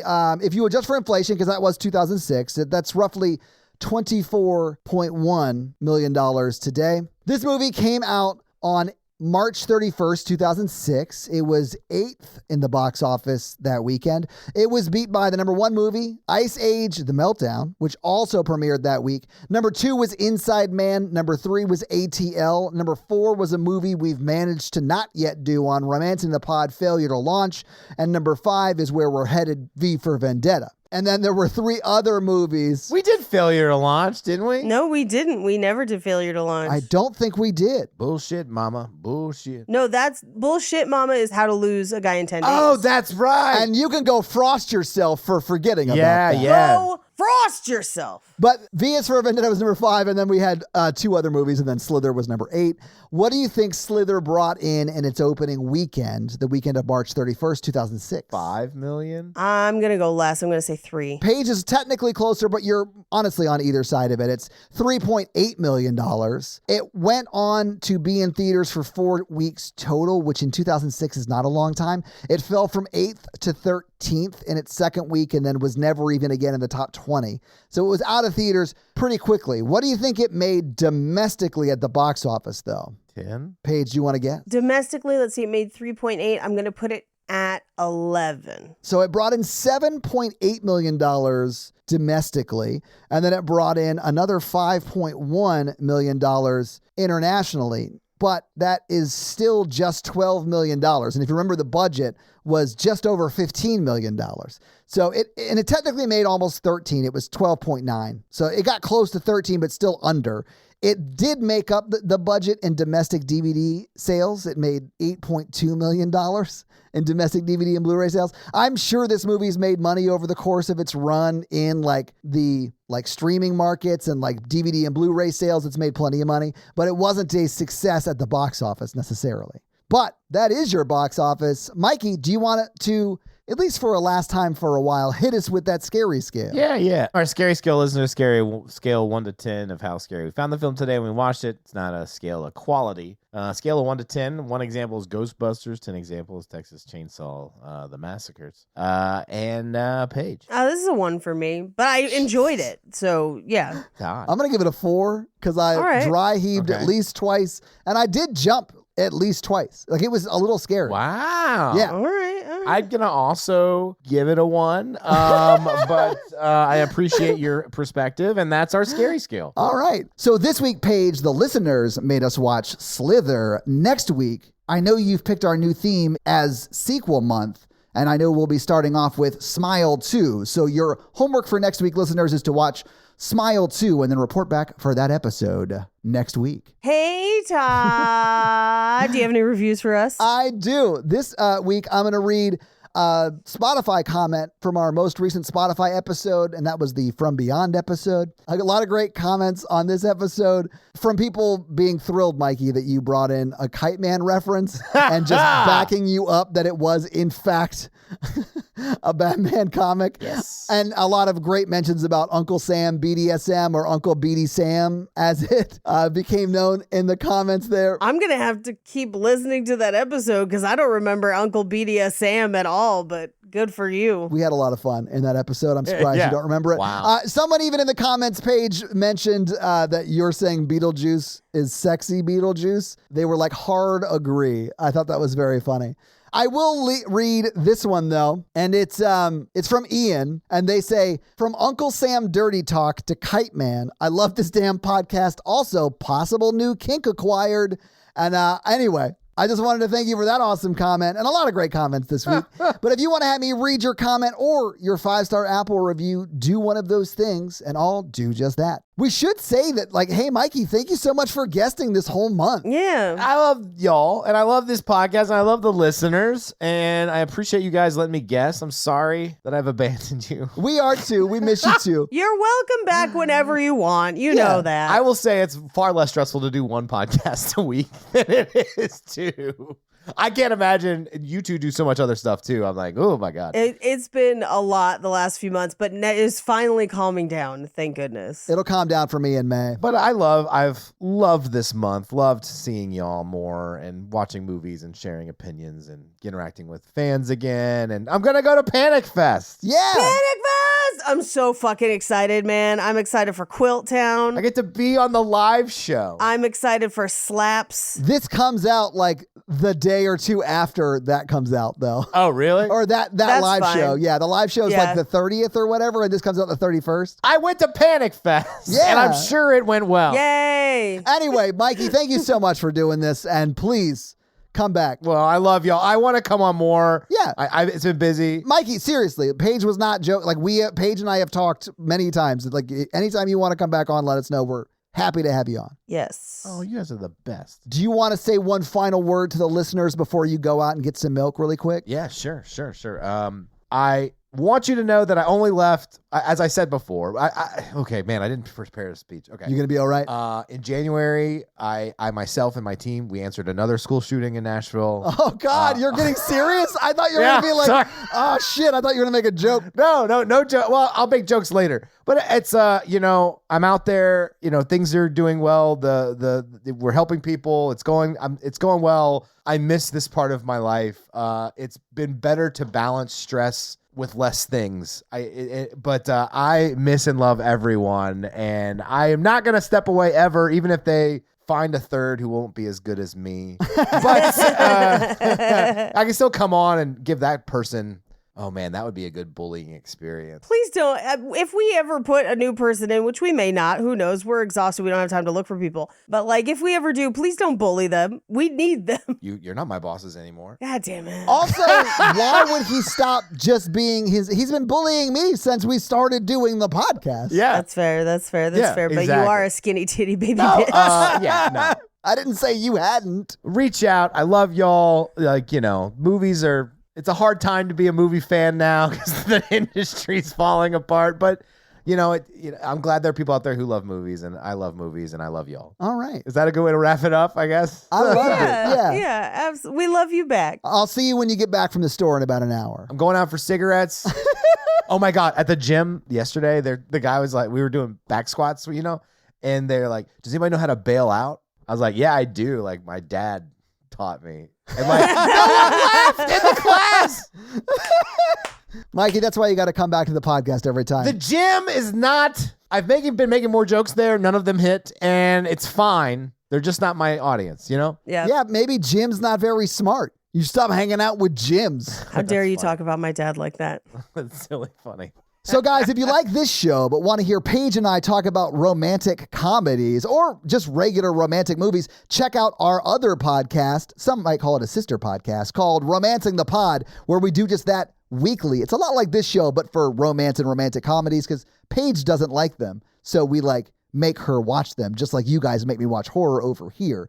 But if you want to follow me, I am at Todd J. Awesome on all the social media. Paige is at Rampage Wesley on Instagram? Yes, and TikTok. And just Paige Wesley on Twitter, because you got that before some CEO lady and she wanted it, but you wouldn't give it back. And I respect you for that. Refuse. Also, Paige Suck it, other Paige Wesley. Paige is also on another podcast. It's great. You should check it out. It's called Cult Podcast with Armando Torres, who is a wonderful person. And if you want to support this show, go to Patreon at patreon.com/horrorvirgin, where there are a lot of great levels and a lot of great things. We do the Patreon shout outs at the beginning of every episode. We do listener requests, stuff like that, bonus episodes. So you'll be getting all of that content, plus episodes a day early with no ads, and who doesn't love that? So sign up for the Patreon and get a lot of great stuff. Thank you for tuning. Wait, nope. Yeah, we're just, all right, you guys ready to do one? You guys ready to actually record one? Nice warm up, guys. Let's record one. That's going to be it for us, you guys. I'm Paige. I'm Mikey. And I'm your horror virgin, Todd. Keep it ooky spooky. Yeah. Have an amazing month of April. It's like the time your dad was like leaving to go get cigarettes and he was like, oh, okay, how about this? I'm Mikey, and I'm really proud of you. Oh, I'll be right back. You take care of your mother for me while I'm gone getting cigarettes. You be a big boy. You're the man of the house now. Why was Mikey crying as he left the Zoom call? Like a single tear. We'll see you next week, nerds. Bye.